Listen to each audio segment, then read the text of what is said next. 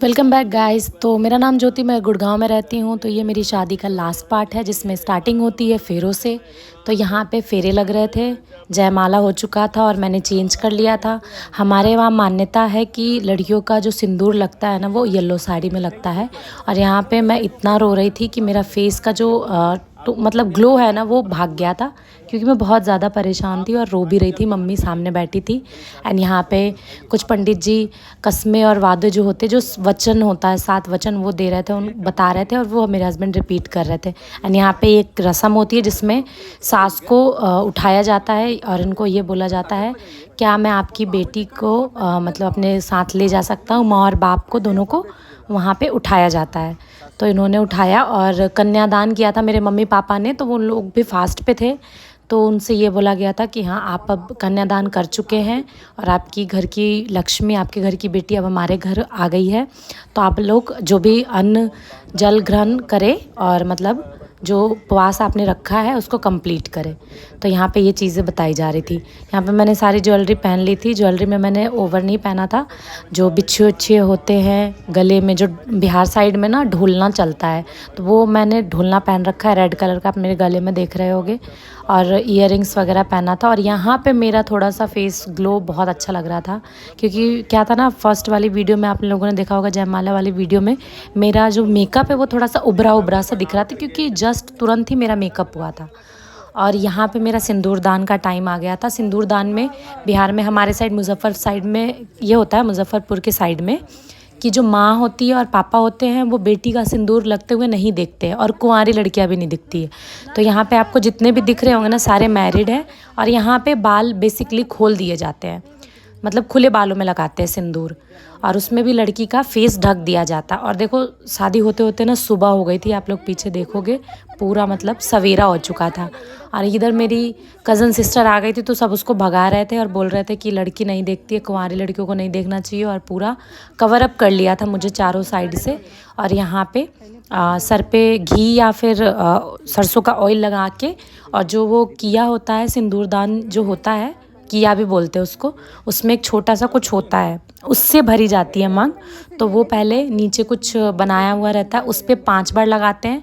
Then उसके बाद वहाँ लगाने के बाद सिंदूर जो है लड़की के सर पे मांग में भरी जाती है। अब यहाँ पे फिर मेरा जो आप लोग देख रहे होंगे ना, ये पिंक कलर की सिंदूर है। सीता माता का भी जो शादी हुआ था ना, तो उन्होंने पिंक कलर की ही सिंदूर लगाई थी। और हमारे साइड में पिंक कलर का ही सिंदूर चलता है। मेरे ससुराल में ऑरेंज चलता है और मेरे साइड में पिंक चलता है। तो बेसिकली मेरे किए में भी ना पिंक कलर का ही निकल गया था। और यहाँ पे मेरी मांग भराई हो रही थी, मांग भर गई थी। 7 बार या 5 बार लगाया जाता है, मुझे कुछ नहीं पता है। मेरी चाची ने मेरा आँख बंद कर दिया था और वहाँ पे मेरा सिंदूर लग रहा था।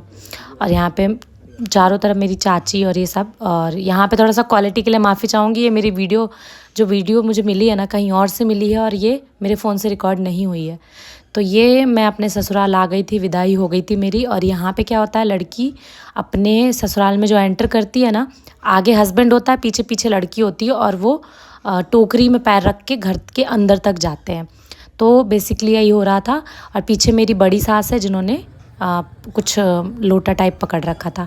और ये दूसरे या आई थिंक चौथे 5वें दिन की है। मंदिर गए थे हम लोग, जनता बाज़ार छपरा में एक मंदिर है जनता बाज़ार में। मंदिर का नाम याद नहीं है मेरे को। जो बाइक मिली थी, मतलब जो हमने दी थी अभिमन्यु को अपने साइड से, दहेज वाला नहीं है, दहेज हमने नहीं दिया था, बस हमने एक बाइक दिया था क्योंकि उनको बहुत मन था और उनके भाई को बहुत मन था, तो उसकी पूजा कर रही थी। और ये पग फेरी की वीडियो है। मैं 4 दिन के बाद, जब 4 या 5 दिन के बाद लड़की वापस आती है अपने घर पे, तो मैं अपने घर पे वापस आई थी। यहाँ पे मैंने प्रॉपर अपनी सारी ज्वेलरी पहनी हुई थी और हमारा यहाँ पे बहुत अच्छे से वेलकम हुआ था। मैंने एक्सपेक्ट नहीं किया था कि इतना अच्छा वेलकम होगा। और यहाँ पे हम दोनों की आरती की गई थी। यहाँ बहुत इतना हवा चल रहा था कि मम्मी ने दिया भी जलाया था, लेकिन दिया जो है ना बार बार बुझ गया था, मतलब बार बार बुझ जा रहा था। और भाई मैं यहाँ पे इतनी अच्छी लग रही हूँ ना, मुझे भी नहीं लग रहा था कि मैं इतनी सुंदर लगूंगी शादी के बाद। गोलू मोलू सा फेस लग रहा है मेरा। अब आप लोग बोलोगे कि खुद ही तारीफ़ कर रही है, लेकिन ऐसा कुछ नहीं है यार।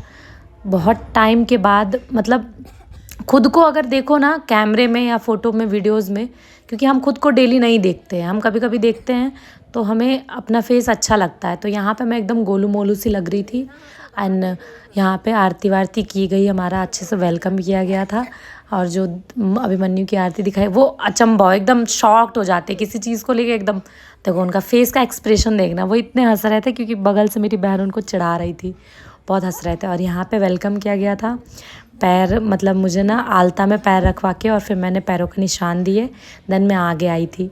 इतना अच्छा वेलकम मेरी बहन ने और मेरी कज़न सिस्टर ने, मेरी बुआ की लड़की ने और मेरी बहन ने, सब ने मिल के रंगोली बनाया था और ये सारी चीज़ें डेकोरेशन वगैरह किया था मेरे वेलकम के लिए।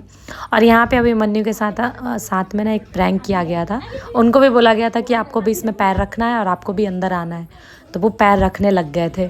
तो पीछे से मेरी चाची ने बोला कि आपको नहीं रखना है, आपको ये लोग पागल बना रहे हैं, आपको नहीं रखना है, आपको सीधा जाना है, आपसे ये लोग मजाक कर रहे हैं। तो उन्होंने मतलब पैर ऑलमोस्ट उन्होंने रख ही दिया था, फिर साइड में उन्होंने पोंछ दिया, पैरों को अपने झाड़ लिया था वहाँ पे। एंड यहाँ पे उनकी साली वगैरह उनका वेलकम कर रही थी। देन हम लोग गए, बहुत सारा एंजॉय किया और बहुत सारे अब